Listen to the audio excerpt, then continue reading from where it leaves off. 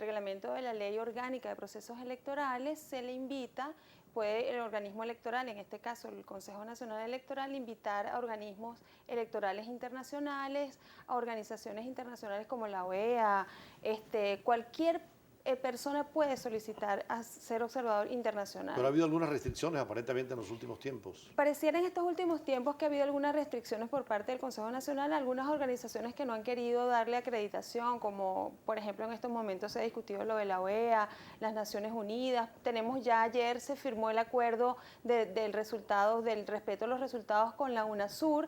Yo considero que es importante esta invitación que hizo el presidente Maduro y creo que el organismo electoral venezolano debe escuchar y darle apertura a la observación internacional, que aquí en Venezuela se llama acompañamiento internacional ¿Qué electoral. detalle hay entre acompañamiento y observación? Bueno, realmente para mí es lo mismo, porque la observación electoral y el acompañamiento de alguna manera puede ir en todo el proceso electoral, la automatización, la elaboración de las actas, cómo se va a votar, el mismo proceso, el día del proceso.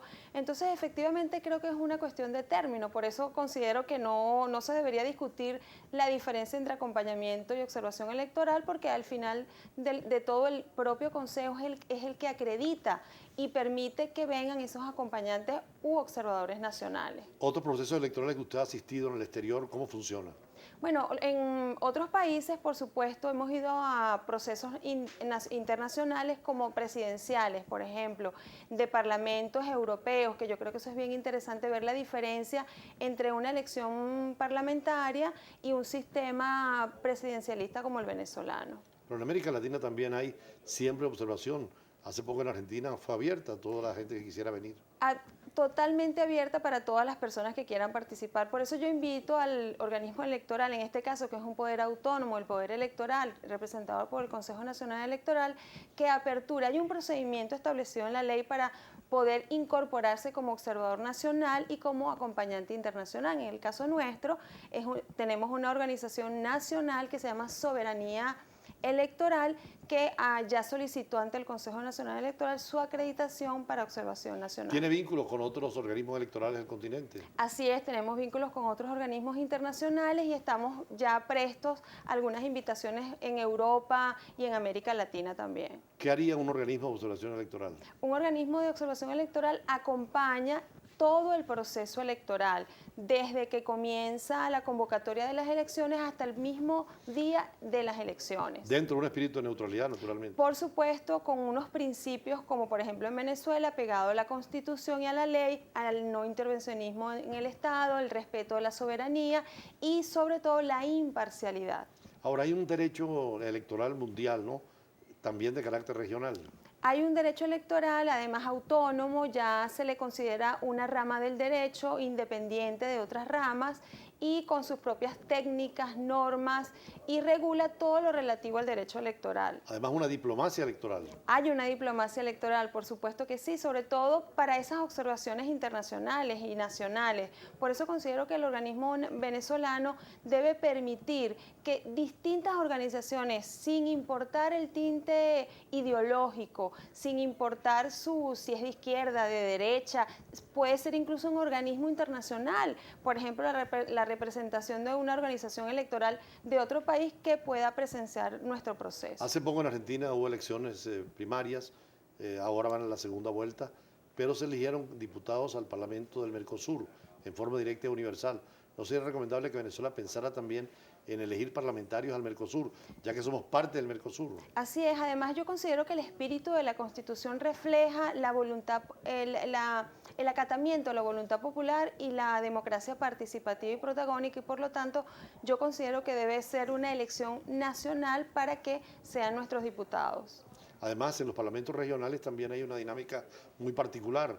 Son leyes de carácter integracionista, más de que política nacional, un derecho comunitario, ¿no? Es un derecho comunitario, además con esta visión, yo creo que tuvo el presidente Chávez, por ejemplo, la inspiración de Bolívar y esa campaña que se tiene sobre la integración de nuestros países, como ya se hizo en Europa. En los procesos electorales europeos también esa apertura está dada. Sí, yo considero que sí. En Europa, por supuesto, en las elecciones europeas se participa y se invita a muchas organizaciones internacionales a hacer observación electoral. Los cambios en Europa parecieran normales, de un partido de derecha, de izquierda. En Francia perdieron los conservadores de Sarkozy, ganó el socialismo, en España fue al revés. Y no pasa nada, la política del Estado sigue. O sea, un proceso electoral es algo normal y corriente. Normal y corriente, y yo creo que en nuestro país podemos decir casi tenemos 18 elecciones, sería totalmente normal y las instituciones al funcionar, por supuesto, aunque se cambie de gobierno, el Estado debe seguir funcionando. Además, una elección siempre es una consulta para ver el espíritu de aceptación o no de un gobierno. Y normalmente, como pasa en Argentina, pueden haber cambios o el gobierno puede ganar, pero con toda naturalidad, aceptando el que pierde y, por supuesto, el que gana con generosidad también, ¿no? Así es, además, un principio del derecho electoral es el acatamiento y el respeto a la voluntad popular. Toda elección significa la voluntad popular. Para hacer un partido político en Venezuela, ¿qué se necesita?